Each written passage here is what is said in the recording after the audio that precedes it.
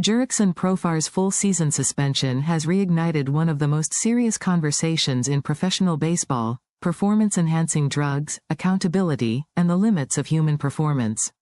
As a seasoned veteran and former elite prospect, Profar's case is not just about one player. It reflects the strict structure of Major League Baseball's anti-doping system, the pressure placed on aging athletes, and the evolving debate over whether modern training environments contribute to risky decisions. This educational analysis breaks down what is verified fact, what remains speculation, and what this case reveals about the future of regulation in professional sports. What exactly happened in Profar's case? Jurickson Profar received a full-season suspension after testing positive for a banned substance under Major League Baseball's Joint Drug Prevention and Treatment Program. Because it was classified as a second violation, the penalty automatically triggered a 162-game suspension. This policy has been in effect since the league strengthened its disciplinary structure in the mid-2010s. The decision was not discretionary. Once the second violation was confirmed through laboratory testing, the punishment was mandatory. Why is the suspension length so severe? Under the policy negotiated between the league and the Players Association, a first violation results in a significant partial season suspension. A second confirmed violation results in a full season. A third violation can result in a lifetime ban, subject to appeal.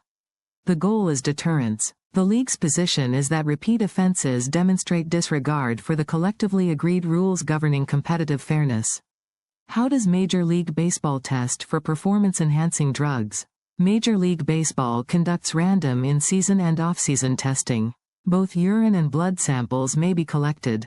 Testing is conducted by certified laboratories, and certain substances are also monitored through biological passport profiling.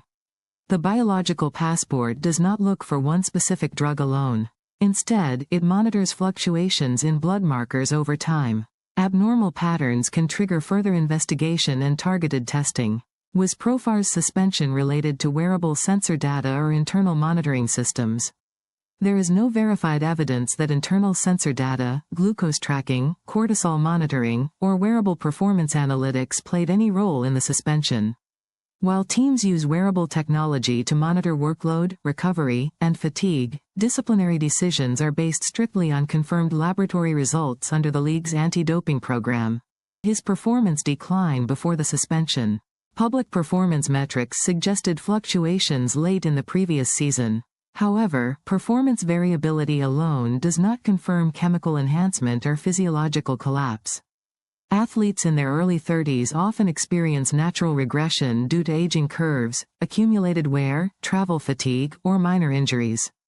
Advanced metrics such as OPS, exit velocity, and defensive range can fluctuate for many non-chemical reasons. There is no official report linking a specific metabolic breakdown to the positive test result.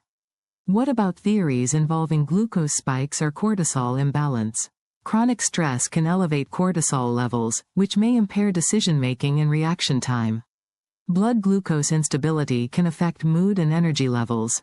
However, there is no publicly documented medical evidence indicating that Profar experienced a metabolic disorder leading to the violation. It is important to separate scientific possibility from confirmed reporting. The league's decision was based on banned substance detection, not psychological profiling or hormonal analysis. Could travel schedules and sleep deprivation contribute to risky behavior? Professional baseball involves intense travel, frequent time zone changes, and limited recovery windows. Sleep disruption is common, and fatigue management is a growing area of sports science. These stressors can affect cognitive function and emotional regulation. However, stress does not excuse policy violations under league rules. The anti-doping agreement applies equally regardless of external pressures. Is this a case of personal failure or systemic pressure? That depends on perspective. From a regulatory standpoint, it is a clear violation of agreed rules. The league enforces uniform standards to maintain competitive integrity. From a broader sports science perspective, elite athletes operate under extraordinary performance demands. Aging players may feel pressure to maintain output in increasingly data-driven environments. Both realities can exist simultaneously, but only one determines disciplinary outcome: compliance with the anti-doping policy. How rare is a full season suspension for a second violation? Only a small number of players have received the maximum penalty since the strengthened policy took effect. Repeat violations are uncommon compared to first offenses. This rarity underscores how seriously the league treats multiple confirmed infractions.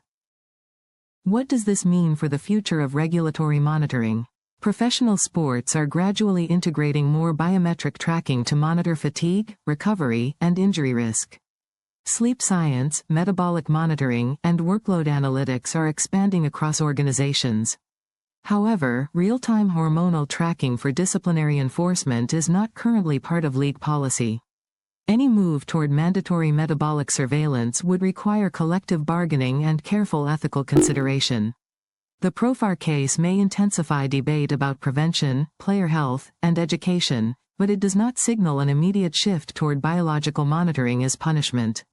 What is the broader lesson from this case? The case highlights the rigid structure of anti-doping enforcement and the narrow margin for error at the professional level. It also reminds fans that elite athletic performance exists at the intersection of biology, pressure, and regulation. While physiology influences performance, responsibility for compliance remains with the athlete under the rules of competition. Finally, Jurickson Profar's suspension is ultimately a regulatory outcome, not a documented biochemical collapse.